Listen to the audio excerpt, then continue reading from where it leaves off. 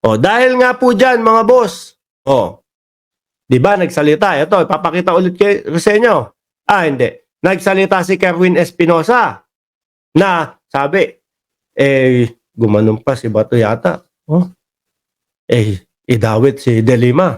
Ngayon, mga bossing, mukhang kakasuhan ni Senadora Leila De Lima itong si Tobats. Ito po ang balita dyan.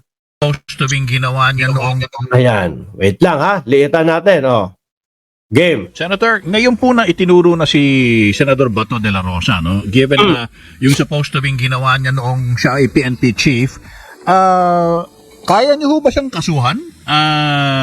Ayan po. Rektahan, yung tanong. Kasi nga, sabi ni Kerwin Espinosa, idiin si Leila De Lima. Biruin nyo mga kababayan, 7 taon. 7 taon po nagdusa yung senadora sa Oblo. Nasayang po ang buhay ng 7 taon. Bakit nasayang? Nakalaya naman. Tayo nga po mawalay lang tayo sa ating pamilya. Isang araw. Kalahating araw nga lang miss na miss mo na yung pamilya mo. Eto pa po kaya, 7 taon. Sa loob ng 1 taon, 365 years. Times mo yun, napakarami ho. Diba? Tapos, ang ending, mapapatunayan na walang sala at hindi kasama sa droga. Please, para panagutin Ano po ang sagot dito ni De Lima? siya sa ginawa niyang panggigipit sa iyo noon? Pag-uusapan po namin yan with my lawyers early next week. Magkakaroon po kami ng meeting. And kasi nga ongoing na rin po talaga yung preparations ng mga ipa-file namin dun sa mga may kagagawa nito. Naku po, ayan. Mga. So, ibig sabihin po, hindi lang po si Bato de la Rosa. Mga may kagagawa nito. Si Bungo kaya kasama? And then kaya lang first time nga ito na nadawit publicly si Senator Bato. So pag we will discuss that. Pati si Colonel Marvin Marcos, nabanggit din yun, di ba? Na supposed to be nabigyan pa daw ng pang-campaign money ni Kerwin Espinosa noong 2016 para doon sa misis daw niya na tumakbo. Yes, but it's just Yan, may mga pera pang bayad, something to do yung kay Colonel Marcos naman is yung involvement niya doon nga sa pagpatay sa tatay ni Kerwin Espinosa. I don't think Colonel Marcos is anyway involved doon sa tungkol naman sa falsely implicating me. Okay. Senator, let's talk about timing, Kasi alam naman natin, naghain na kayo ng kandidatura niya, bilang first nominee ng Mamamayang Liberal, Alam din natin na si Senator De La Rosa is gonna have another go at it dyan sa Senado. Kung magfa-file po kayo ng kaso, hindi ho kaya maging komplikado ito at maisip lamang ng tao na hindi, politika lang yan, eleksyon lang kasi. Yung bang baka maibaba sa ganung klaseng diskusyon, something Hindi. Tingin ko hindi, Ayaw kong pangunahan. as important as this, baka mailagay lang sa ganung klaseng alanganin na sitwasyon, Senator. Pwedeng may mga ganyan mag-isip, pero sa panig namin, hindi namin iniisip yan, yung mga political implications or mga ganyan na baka gamitin lang sa mga kandidatura and all. Kasi ginagawa na nga ho namin ngayon, pinaprepare na ho talaga yan. So sila talaga may sariling hakbang na. Etong nabanggit ni Kerwin Espinosa, maaari na maidagdag nila. Maidagdag nila doon sa, siguro sa mga tawag dito, sa mga witness nila laban kay Bato de la Rosa. Talagang meron na silang ginagawang hakbang. Sabi ko naman po sa inyo mga kababayan, 7 taon ang nasayang sa buhay ni Senadora Leila De Lima. Talagang may rest back po yan. Hindi niya nahahayaan na, nabiktima ako ng ganun. Ganun lang. Tapos, De Lima ako. Hindi ako re-rest back. Napatunayan na wala akong sala talaga. Wala akong involvement talaga. May rest back yan. Nung na-dismiss na po yung third case ko, ay nagsimula na po na pinag-aaralan ng aking mga abogado kung ano-ano ang mga kasong pwedeng i-fight at kung sino-sino yung mga kakasuhan. Yung paghatakbo ko po as part of ML party list as a nominee of that was a last minute decision. Nasabi ko na ho ata sa mga interviews ko na wala naman talaga akong plano tumakbo for any position this 2025 elections.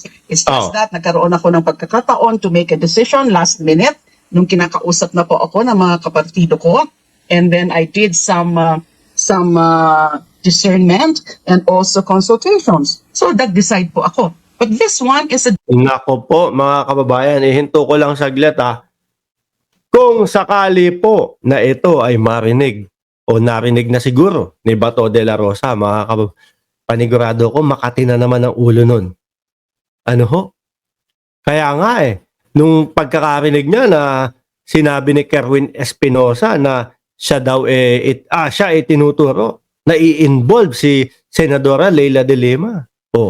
Ang sagot na lang ni Bato, suntukin ko mukha niyan pag nakita ko. Suntukin ko yung mukha niyan pag nakita ko yan. Dapat po talagang sagutin niya yun, no? Sige, Kerwin, harapan tayo. Sabihin mo kung ano yung gusto mong sabihin sa akin. Tapos, re-resbakan kita ng sagot ko, ipagtatanggol yung sarili niya. Hindi. Suntukin ko yan. Tapos, parang Baste Duterte lang ho yan, mga kababayan. Di ba?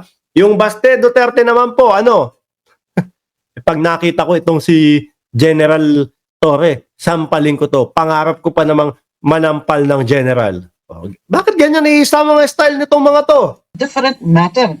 There's the search for justice, because I was a victim also of injustice. Correct. It's like also the search for justice dun sa mga nabiktima. Correct. Hindi naman po pwede na, nakalaya na naman ako. Hayaan mo na lang sila dyan. Bahala na sila. Hindi po. May respect talaga dyan. Kailangan niya ng hustisya para kailangan niya makamit yung hustisya doon sa 7 taon na nasayang sa kanyang buhay. Yung war on drugs, whether or not may election, whether or not may mga political happenings ngayon, ay kailangan pa rin i-pursue ang Correct. katarungan, ang hustisya.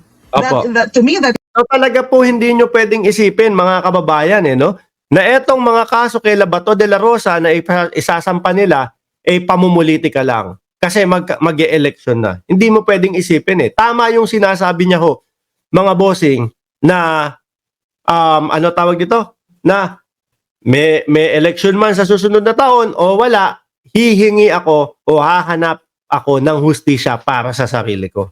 Which is, sa atin naman po, mga simpleng mamamayan, ganun din po ang gagawin natin, mga bossing. Naargabyado tayo Kahit anong petsa, pag nakakita tayo ng pagkakataon na makuha natin yung hustisya na yon, susunggaban natin. Kaya hindi ako naniniwala, mga boss, na sasampahan ng kaso sila Bato de la Rosa para hindi manalo sa eleksyon. Ako'y naniniwala po talagang gustong makuha ni De Lima yung kanyang hustisya. is even far more important than any political consideration or anything. Yung kay Kerwin Espinosa naman, di ko naman pwedeng masagot yan. Yung tungkol sa pagkakandidato niya for mayor, although I think I heard sa testimony niya kanina nung tinanong siya about that, willing naman pala siyang i-withdraw niya yung kanyang candidacy for mayor kung kakailangan. Ayun, magwe-withdraw din ng candidacy kung sakali. So again, this is different. My search for justice, just like the search of the thousands of victims of the drug war for justice, are quite different from this whole electoral exercise. Nagkataon lang na ngayon naglalabasan. Itong Quadcom hearings, when did it start? A few months ago? Also, wala pa naman yung election season or election period. So Wala pa, malayo pa. Si Roque nga ewan kung nasa na, hanggang ngayon po hinahanap pa din po ng Quadcom. No? Hanggang ngayon po nagtatago pa din po si Roque. That is not at all a consideration.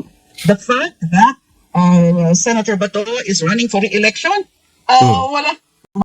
Malay ko ba na mag-ano uliyan si Kerwin Espinosa?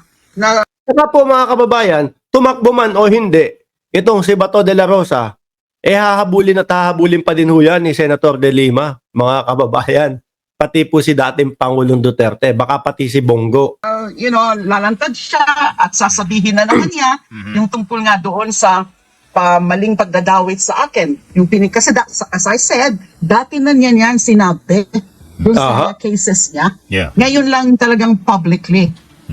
Yes. Oh. Alright. Thank you. Senadora, thank you so much po sa oras po na binigay nyo sa atin. Ayan, mga kababayan, maliwanag pa, no? Sa sikat ng araw, kakasuhan ng kampo ni De Lima si Bato de la Rosa at maliwanag pa po sa sikat ng araw na meron pang mga ibang personalidad na makakasama doon sa kakasuhan ni Senadora Leila de Lima. Tingin ko naman, kilala nyo na yung mga kasama doon. O dyan, sa comment section, i-comment nyo na lang po dyan kung sino sa tingin ninyo, mga bossing,